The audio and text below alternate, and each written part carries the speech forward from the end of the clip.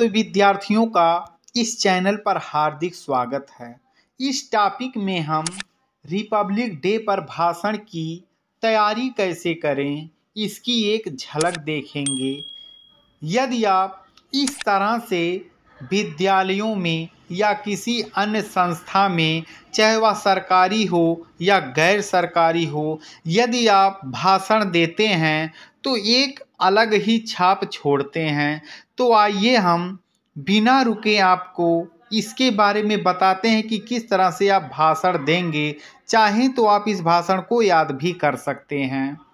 मंच पर पहुंचकर आप सबसे पहले तो सभा में उपस्थित लोगों का अभिवादन करें, अपना परिचय दें, अपना नाम तथा आप कौन सी कक्षा में पढ़ते हैं यह बताएं। अपने स्वयं के स्कूल के अलावा यदि किसी अन्य आयोजन में आप बोल रहे हैं तो अपने विद्यालय या कॉलेज का नाम ज़रूर बताएं। सभी को गणतंत्र दिवस की हार्दिक शुभकामनाएं दें। अपने क्लास टीचर व प्रिंसिपल या आयोजनकर्ता का धन्यवाद करें जिन्होंने इस महान अवसर पर आपको मंच पर आकर अपने देश के बारे में कुछ बोलने का मौका दिया है। यह बहुत ही बड़ी बात होती है जब आप गणतंत्र दिवस के अवसर पर विद्यालय पर आते हैं। उसके बाद आपका है, अब आप अपना स्पीच कुछ इस तरह से दे सकते हैं। सबसे पहले तो आप सभी को आदरणीय मुख्य अतिथि, प्रधानाचार्य, मेरे अध्यापकगण व मेरे साथियों, आप सभी को 76वें गणतंत्र दिवस की हार्दिक बधाई।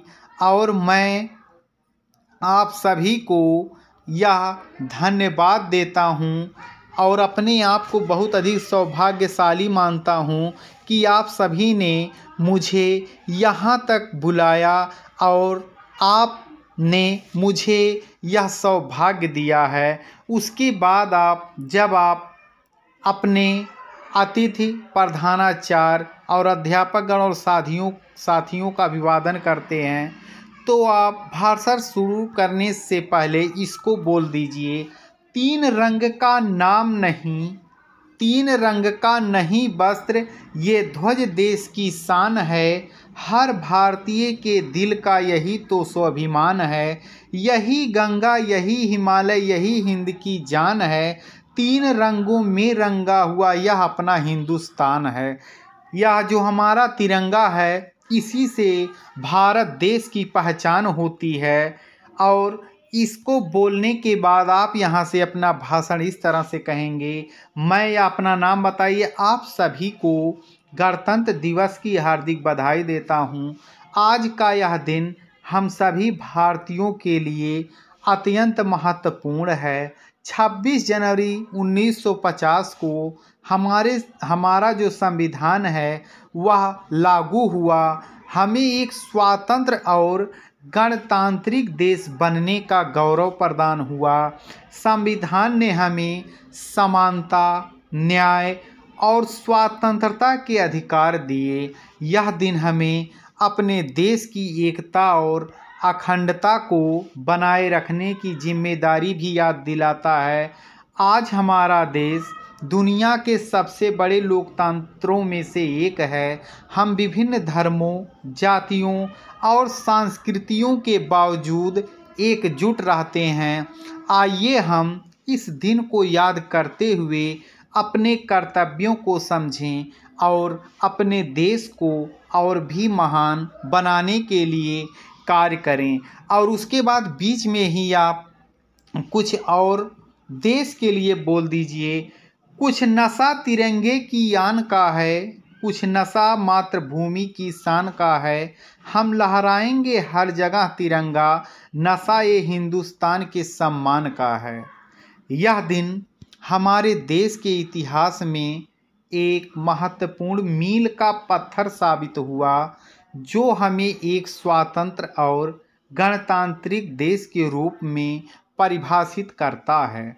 संविधान की रचना प्रक्रिया में डॉक्टर भीमराव अंबेडकर का योगदान अत्यंत महत्वपूर्ण था और जवाहरलाल नेहरू, सरदार वल्लभ भाई पटेल, मौलाना अबुल कलाम आज़ाद जैसे महान नेताओं ने भी इस प्रक्रिया में अपना योगदान दिया था।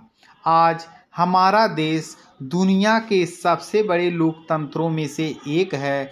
हम अपने देश को धन्यवाद देते हैं कि ऐसे वीर सपूत हुए जिन्होंने इस देश को आज़ाद तो करवाया, उसके साथ साथ हमें एक कानून भी दिया जिसे हम संविधान कहते हैं, जो सभी धर्मों, जातियों और वर्गों के जितने भी समूह हैं इन सबको एक करता है। यह हमारे भारत की पहचान है। हम पूरे दुनिया में कहीं पर भी जाते हैं तो हमें भारतवासी कहा जाता है, हम चाहे जिस जाति व धर्म के रहें। हमारा जो संविधान है यह विश्व का सबसे बड़ा संविधान है। अंत में आप धन्यवाद, जय हिंद ज़रूर कहिए। ये आपका एक छोटा सा भाषण है। इसको समाप्त करने के बाद कुछ चीज़ें और भी बता सकते हैं। जैसे हमारा जो संविधान है इसमें कुछ चीज़ें लिखी हुई हैं। इस भाषण के बाद आप कुछ बता सकते हैं। हमें समानता, आप चाहे जिस जाति या धर्म के रहें आपको समान अधिकार दे दिया गया है।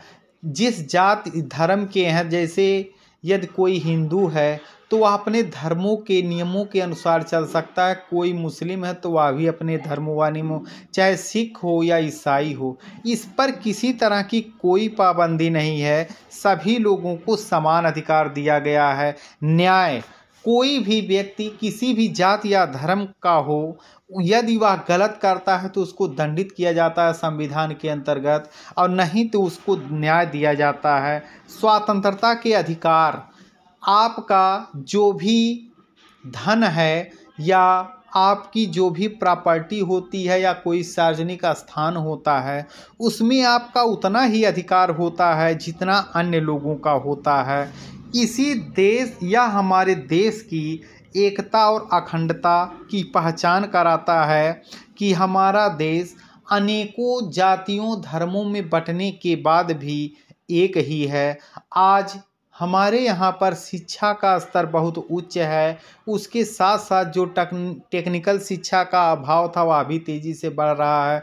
चाहे वह रेलवे के क्षेत्र में हो, सिंचाई के क्षेत्र में हो, फसल के क्षेत्र में हो या अन्य क्षेत्र में हो, हम बहुत ही तेज़ी से आगे बढ़ रहे हैं। यदि इसी तरह से हम आगे बढ़ते हैं तो एक समय आएगा जब हम विश्व के सबसे अच्छे देशों में गिने जाएंगे। आज भी हम गिने जाते हैं, लेकिन कहीं ना कहीं हमारे यहाँ पर अभी भी कुछ चीज़ें पिछड़ी हुई हैं।